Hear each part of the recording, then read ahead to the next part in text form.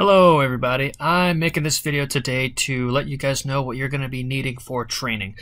So chances are if you're watching this video, you're either A, new athlete, or B, an athlete that's interested in training and looking for what to get so you can maximize your training.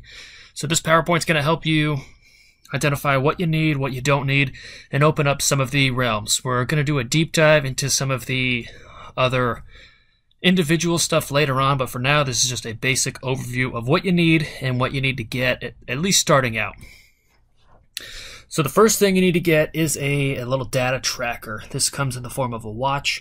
It allows you to track your heart rate, your pace, has GPS, and eventually you're going to want to get power for the bike and the run. So make sure that your data tracker is allowing you to track power as well, even if you don't have it initially, because as you get into this, I'm going to recommend that you do get a power meter, at least for one, if not both of these sports. Just because if you don't have it, you're not really maximize your training. You're kind of falling behind. Not to say that you won't get super far in the sport that you're doing, but there's going to come a point where you will need that power meter in order to see some more gains. So some of these data trackers are like Garmin, Suunto, Polar, even Fitbit to a certain extent. I know Fitbit, they can do pace, they can do heart rate, so they do have a little bit of GPS functionality in there, so that is good. And just know when you're getting all this stuff, the heart rate straps are going to be more accurate than the wrist heart rate. I know that the wrist heart rate is way more appealing than working out with a chest strap, but just know you're going to see some anomalies with that heart rate on the wrist, and you're not going to see that as much with the chest strap heart rate monitor. It's just better pretty much all around. And this data tracker, the watch, it's kind of the brain of the whole operation. So once you get this, this is just the brain. So it's going to allow you to track anything that you connect it to. So for instance, once you get your watch or cycling computer, if you want to track your cadence and you have a cadence sensor along with that, it will allow you, once you connect the two or pair the two, to track your cadence. Speed, if it has a GPS functionality, it's probably already built in. And power, if you get a power meter and you connect it, that signal, that ANT Plus or Bluetooth signal to the computer or data tracker that you are using, then that's going to allow you to track that metric and allow me to see it online on Training Peaks. So for swimming, what you need to get at the most basic level is just goggles and a suit. I would encourage you to get maybe 2 suits, maybe you get a drag suit instead, but you need to have those 2 basic things just to get started. Now, if you want to dig in a little deeper, you're going to need a pull buoy that goes in between your legs. It just lifts your body up. You're going to get paddles, but I stress to not get huge paddles. So if you do not have a strong swimming background, there is no reason that you should have paddles that go 3 or 4 inches beyond your hand.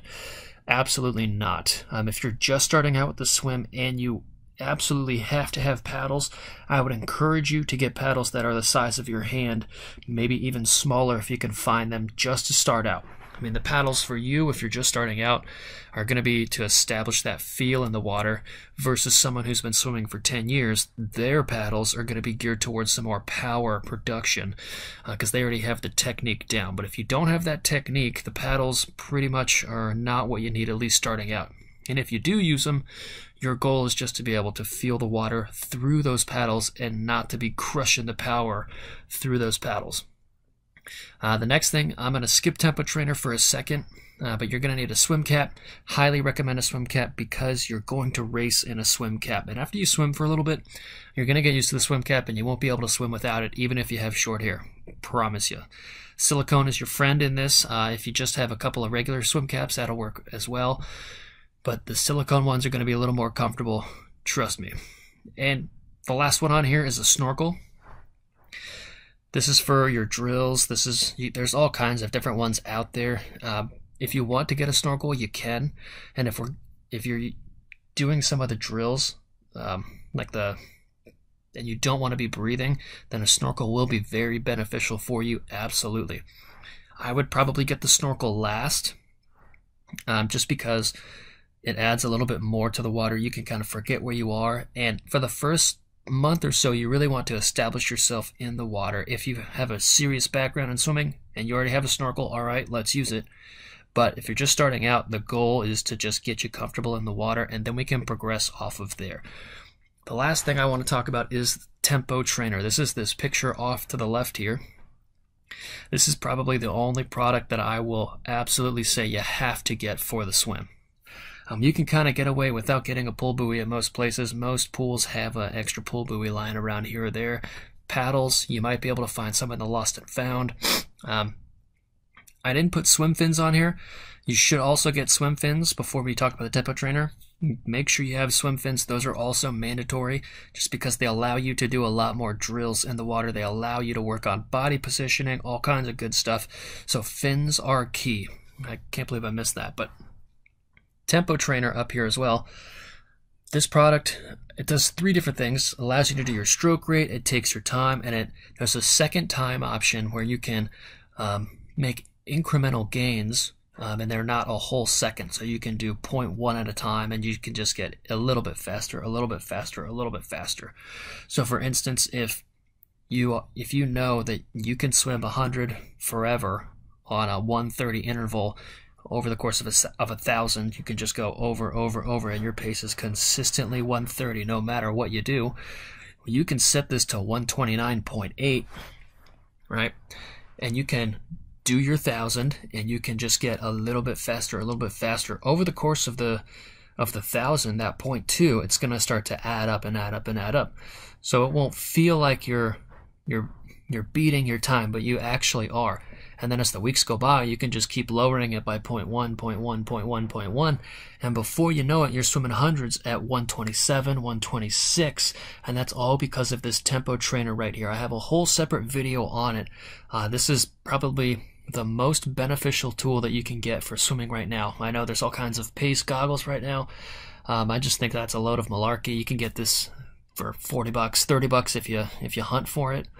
And it's so beneficial for you. You can work on your stroke rate, so if you know you have a really long and strong stroke rate and you need to increase that for the open water, there's a setting on there. You can find your stroke rate pattern, or you can have someone else watch you and get your stroke rate on there, and they can put it on there. Say we're working with a 40 stroke count, and you know if you're in the open water and you want to come out in the first couple of people, you need to increase your stroke rate at least to that 50, 55 area per minute. You can, over the weeks, just like we talked about with the speed, just making it faster and faster, slowly and slowly, during your longer intervals or your speed intervals, you can make sure you have this, and it can beep at the amount of time over the course of a minute. So again, as the weeks go by, you can just steadily increase it, and after a couple months, you'll be amazed at the gains you can make just by this little tool that you put underneath your swim cap, and it beeps, beeps, beeps. This tool will help you so much in the water. It will allow you to not slack off, because everybody has a couple of swim sessions where they go in and they're doing their 500s, 400s, whatever, and they don't realize they're 2 or 3 seconds slower than what they were a couple of weeks ago. They're just having an off day, all right? And enough off days will lead you to a little bit of detraining. It will lead you to a little slump and slower times. But if you have this, it's always in your ear. You do get used to it after a little while. You won't have those, okay? You'll know, okay, I had 2 bad swims in a row. What was I doing before? And you can, that's when training actually happens. That's when progression happens, when you take something that's not working and you just totally change it, spin it on its head, because you got a $40 piece of equipment. It's awesome. Next up for biking, this is a little bit bigger. So there's a lot more opportunities for different pieces of equipment in the bike. Obviously, the first one is considering the bike itself. Do you want a road bike or do you want a time trial bike? Very hot topic. If you're doing almost everything on your road bike, you're doing group rides, you're doing centuries, and then you race triathlon once or twice a year, probably is not the right idea for you to get a time trial bike unless you're going for some serious time or you want to see how fast you can go. Yeah, if you put aero bars on a road bike, you technically do have a time trial bike, But without getting too deep into that, it actually changes how the bike rides, and you will not have the best race day that you possibly can just because that bike is not set up for what you're trying to do there. So if you are doing longer distance races, triathlons, highly recommend getting that triathlon bike for sure. But if you're just rolling around doing a couple sprints and then doing the majority of things on a road bike, then just stick with that road bike, because it's not worth it in the whole grand scheme of things. I mean, once you start talking about qualifying, going to Worlds, going to USA qualifying, things like that, then we need to have a different discussion. But if you just want to have fun and see what you can do, that road bike is probably more appealing to you. It's going to be a little more comfortable, except for the longer rides. That's why once you start to get up there, highly recommend that time trial bike. It will just feel 10 times better. So figure out which one you want. There's loads of stuff, and we'll dive into that at another time. But for now, if you're doing 3 or 4 series triathlons a year, get the TT bike. If you're doing the majority of things on that road bike, group rides, shop rides, you might want to think about getting a road bike, but that's going to be a decision that you have to get to. Maximizing your performance, definitely time trial bike for sure. The next one, I'm going to skip power meter. Well, I'll do them together. Power meter or a bike trainer. One of these two needs to be power based. Absolutely has to. If you do not, then you are, I'm not going to say wasting your time, but you're not maximizing your time at all. We can do threshold tests for heart rate, but I mean, the heart rate threshold is not going to change a lot over the course of the season. You know, you're not going to have a threshold, at least if you've been doing this or working out for 3 or 4 years now, and your heart rate threshold, let's say it's 180. The more training we do, your heart rate threshold shouldn't jump to 195. You know, if that happens, then there's problems. So there's a certain amount of wiggle room in that heart rate threshold for sure, absolutely, and you can get a ton of good training with that heart rate. But just know, if you want to get the most specific training for you, then that power meter is going to be essential. These power meters, they come crank-based. You can do them on pedals. They come on wheels.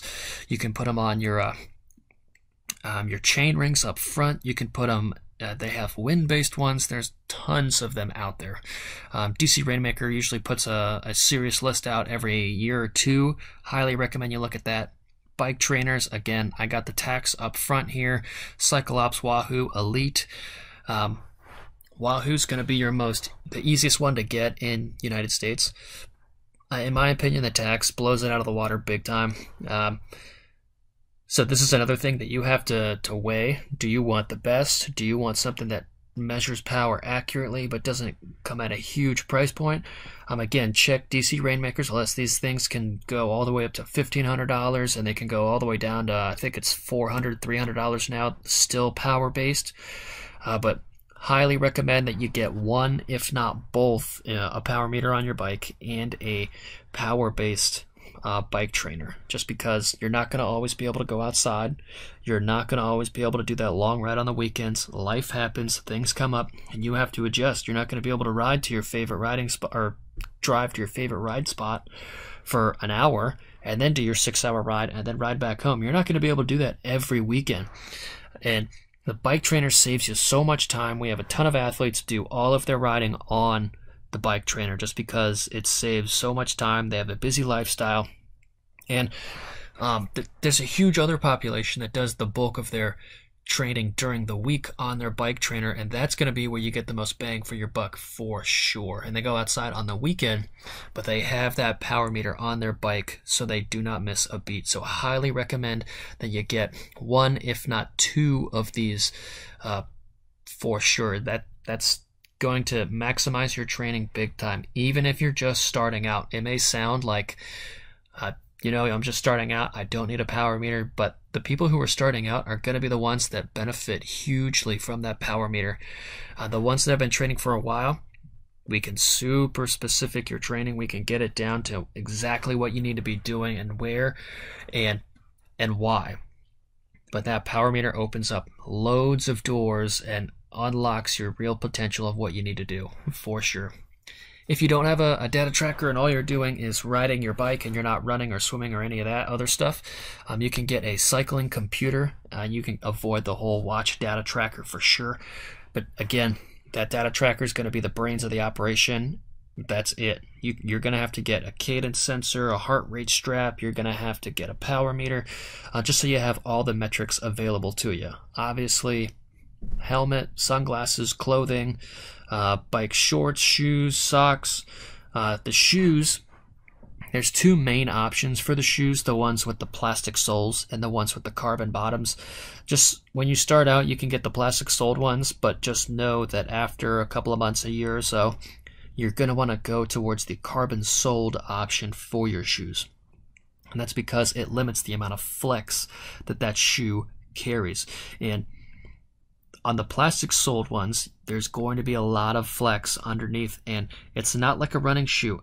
It's actually going to bend in a way that your foot does not bend. So over time, that can lead to a couple of issues if you're putting some serious miles in. So over time, it doesn't have to be an immediate purchase, but just know that down the road, you're going to want to get a carbon soled base shoe just for pure comfort, and it's going to allow a little more power production on the pedals as well.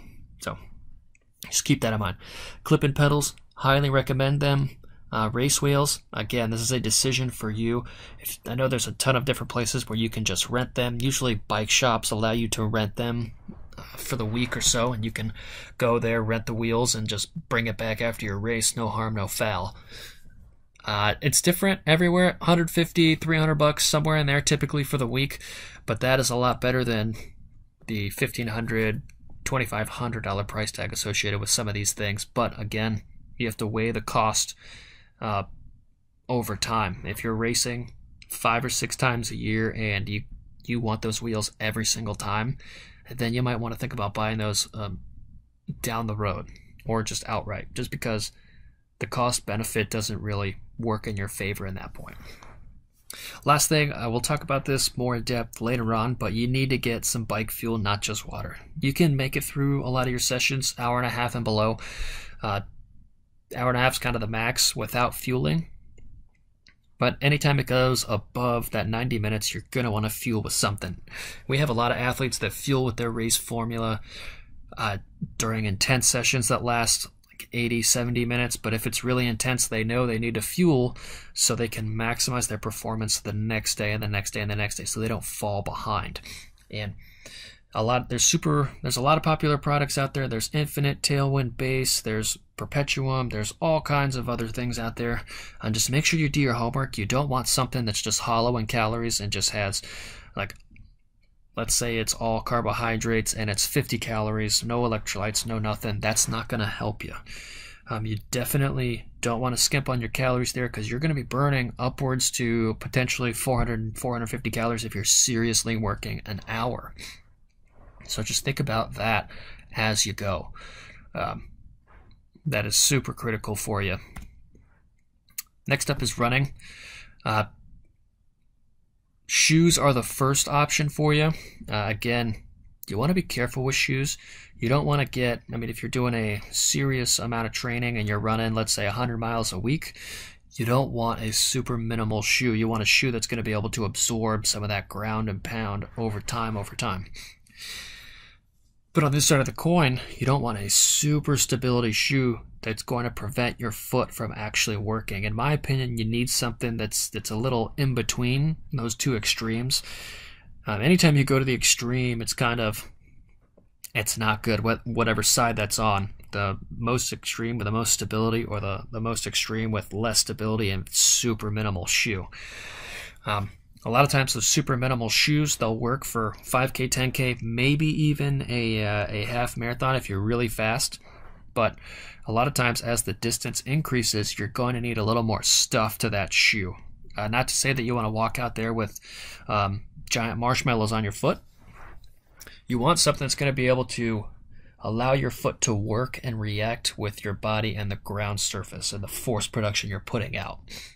Because if you have a super stable shoe, you're preventing your body from working. You're preventing that from happening. And as your shoes wear down and as the mileage increases over training, that's not good. But if you flip it the other way and you have a super minimal shoe, that shoe's going to wear out really fast. And then all you're going to have is your feet working on the ground, and they're going to fatigue. And as the mileage increases, again, bad things typically happen on both of these extremes. So in my opinion, you want a middle of the ground shoe, something not really bulky or something not super minimal. But everybody's a little different, so make sure you go to the store, find a good recommendation from the people that work there. They know best, and they'll be able to identify the best for you. Something new on the scene is a running power meter. I know that the price is kind of adding up here a little bit, but you don't have to get this initially, but again, highly recommend that you get it down the road. Running power meters, they're the next big thing. They're going to allow your training to progress so much faster. A lot of times when I'm in Virginia right now, and a lot of times we see steady progression through the winter, through the spring, and then the heat of the summer comes. It's really humid, and a lot of times the athletes kind of stagnate in these areas that don't have the power meter, and that's because you can't really put out that speed when you're used to training in 70 degrees and now it's 95 with 80% humidity, 90% humidity. You're not going to be able to put out that speed anymore. You're not going to be able to do that. But what you will be able to do with the power meter is you'll be able to see what's going on with your power. You'll be able to see, okay, if it's early in the morning, can I still put out that same power? Is my power dropping? Is my horizontal force, is that decreasing? Is my leg spring stiffness the issue? And you can really identify what the main issue is. And now that a couple of our athletes have switched over to that power, we've seen increases well into the summer, even though the heat is getting to you, it's really hot, and it's really hard to run in those conditions. We know what's holding them back, and a lot of times it's not running related, but if we didn't have that power meter, we wouldn't even be able to tell what was going on. So for instance, let's say someone's job picks up and they're sitting down a lot more, they're not doing their stretching and mobility, which we'll get to in a second, and they're just not hitting their paces. They don't know why. They're fueling right. They're training in the right zone. Like, they just don't know what's going on. We can go in and look at that power data and say, okay, your leg spring stiffness is going down. Your horizontal power is going down. We can change up their lifts to incorporate that, opening up their hips, doing a little plyometrics to get the spring in their step back. And that's just super scratch of the surface here. But all of that is super key, and knowing that information allows the progression to keep going when other people have just stopped progressing. So that is why running power meters are so critical now. You can't train without it, in my opinion. Clothing, obviously shirt, short, pants, whatever. Base it on the weather outside. Heart rate strap, I wrote this one down here. A lot of times Garmin, Suunto, Polar, whatever, they have extra metrics associated with their little app, say a Garmin app or the Suunto app, whatever. If you have their running dynamic strap, and a little secret here, the running dynamic strap, you can also wear it on the bike, so you only have to get one. That will allow a little bit further data points and metrics that we can dig into as well. So you're now getting a much bigger picture of things, as opposed to, hey, I just need you to go out and run in zone 2 heart rate. Okay, we're getting a much deeper approach to that. If you don't have a power meter, get a cadence sensor as well. Again, we're just trying to get as much data points as possible so we can learn you, and we can also learn your data and see what's happening over time, so you don't hit that plateau, that training plateau. Not to say that you won't, but once you do, it will allow us to see a much bigger picture and will allow us to change the course of your training so there's no drop-offs. Weightlifting, this is a big one right now, 2020, with the whole thing that's going on in the world right now. If you don't want to get any equipment, you can go to gyms, but if you're not comfortable there, you can do the bulk of our training at home with dumbbells, kettlebells, mini bands, and a looped band. Like, I think resistance band, they're usually about 2-3 feet long, and they're just a giant loop. They usually come in different resistance levels. So if you have these 4 things, you can do almost all of our training at home, and you don't need a gym. If you do have a gym, we can do more cool things. I say that in parentheses, cool things. But just note that you don't have to go to the gym. If you're swimming at a gym and you want to just use the gym right there, absolutely go for it, 100%. But know that we're not forcing you to go to the gym. You can do almost all of our things at home for sure. Recovery.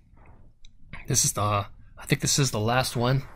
At the bare minimum, I made another presentation about this, but at the bare minimum, you need a foam roller and a trigger point ball. Trigger point ball, think like a lax ball, a tennis ball, softball, baseball, whatever you have at home, whatever's around you. You find something on a field close by to you, use it. A lot of times the foam roller won't be as targeted as you need in some of the areas, and just allowing that lax ball or tennis ball to kind of get in there a little bit more is going to help you release your muscles big time. Next one I put in here is a masseuse. With this one, just make sure you don't get a deep tissue massage before a super important workout, just because your muscles will fully relax and then you're going to ask them to pick up and go, and it doesn't really work like that. But if you're not foam rolling, you need to schedule your massages just to keep your body up and moving as much as you can. You can get if you want, you don't have to, you can get a recovery leg system. These are Normatec Rapid Reboot legs. There's a couple other ones, and this is, you just put your legs in them. They're like giant pant sleeves. And it has compressed air, and it compresses it, and it flushes the lactic acid out of your legs. It feels great after a really hard week or a really hard run, whatever. It just really helps you recover just because it's flushing out all the lactic acid. And that's what foam rolling and trigger point is doing, massage. But if you don't want to do that and you just want the Normatecs or the Rapid Reboots, or there's a couple other ones out there, then go for it. Last one I put here is hands and fingertips.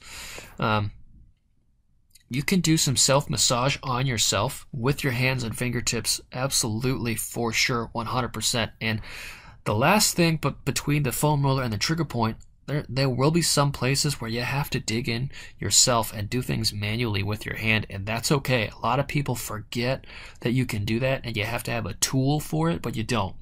You can do a lot with your hands, your elbows, just kind of digging into places. So that was a quick wrap-up of what you need and what you could have.